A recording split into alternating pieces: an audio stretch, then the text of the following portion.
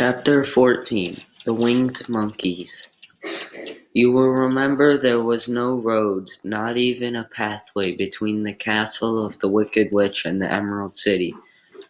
When the four travelers went in search of the witch, she had seen them coming, and so sent the winged monkeys to bring them to her. It was much harder to find their way back through the big fields of buttercups and yellow daisies than it was being carried.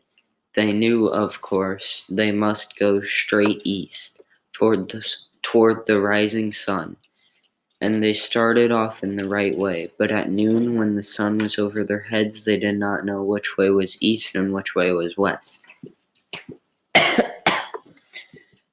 And that was the reason they were lost in the great fields. They kept on walking, however, and at night the moon came out and shone brightly.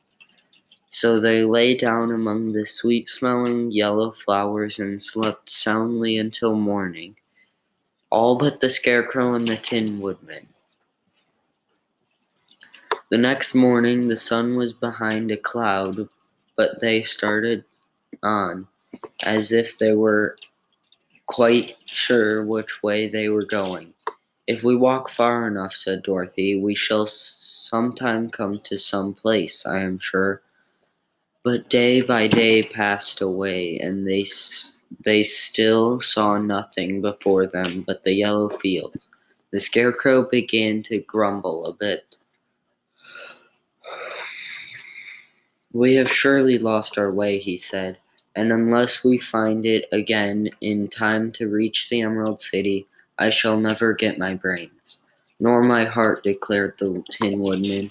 "It seems to me I can scarcely wait till I get to Oz, and you must admit this is a very long journey." "You see," said the Cowardly Lion, with a whimper, "I haven't the courage to keep tramping forever without getting anywhere at all." Then Dorothy lost heart. She sat down on the grass and looked at her companions, and they sat down and looked at her. And Toto found that for the first time in his life he was too tired to chase a butterfly that flew past his head. So he put out his tongue and panted and looked at Dorothy as if to ask what they should do next. "Suppose we call the field mice," she suggested. "They could probably tell us the way to the Emerald City."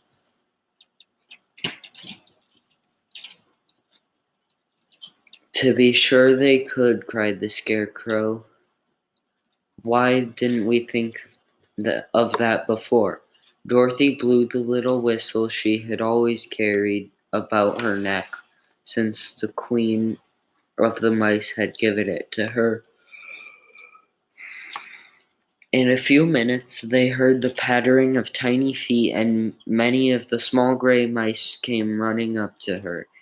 Among them was the Queen herself, who asked in her squeaky little voice, "What can I do for my friends?" "We have lost our way," said Dorothy. "Can you tell us where the Emerald City is?" "Certainly," answered the Queen, "but it is a great way off, for you have had it at your backs all this time." Then she noticed Dorothy's golden cap and said, "Why don't you use the charm of the cap and call the winged monkeys to you?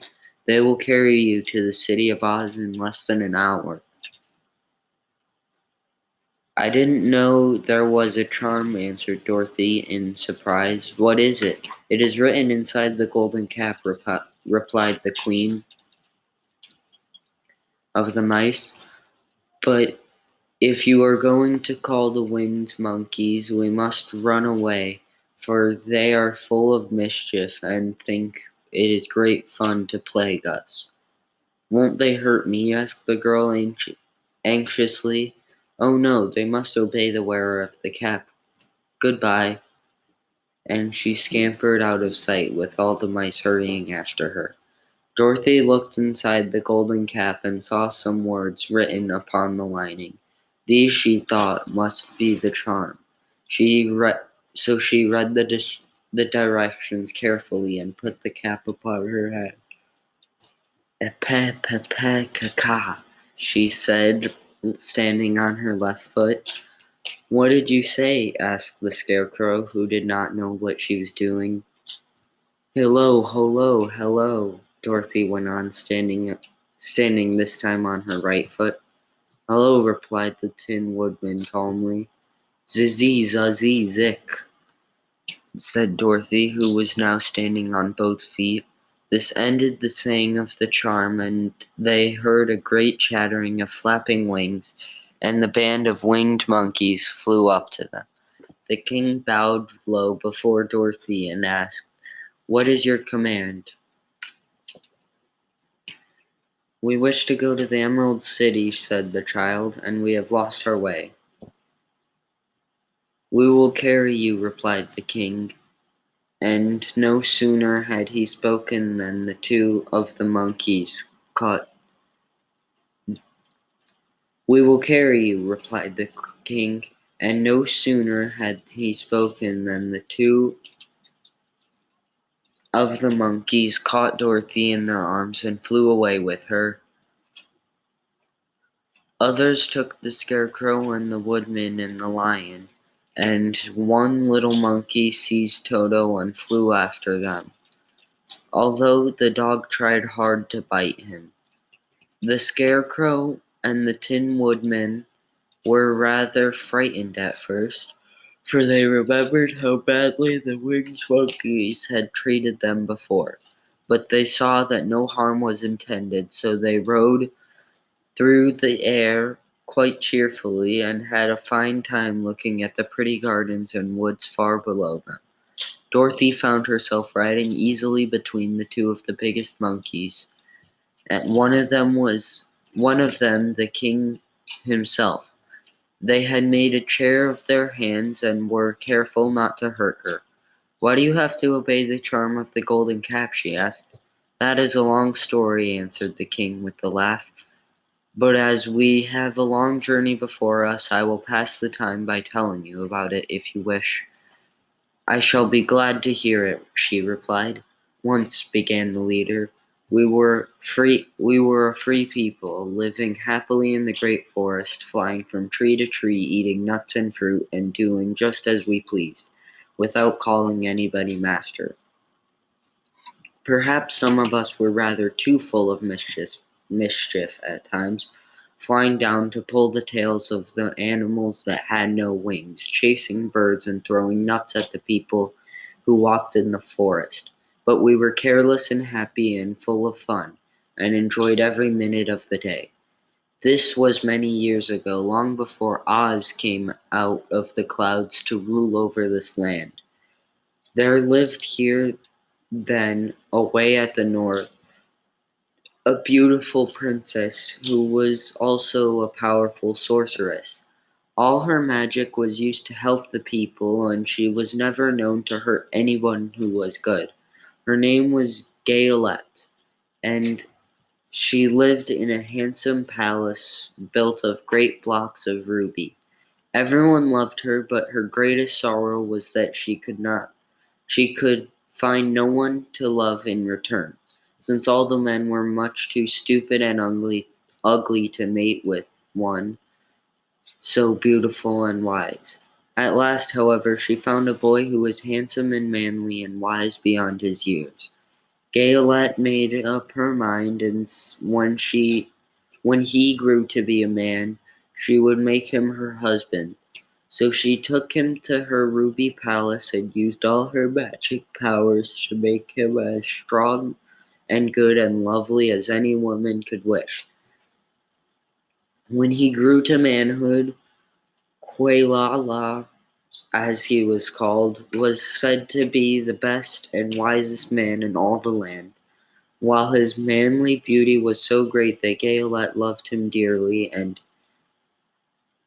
hastened to make everything ready for the wedding. My grandfather was at that time the king of the winged monkeys, which lived in the forest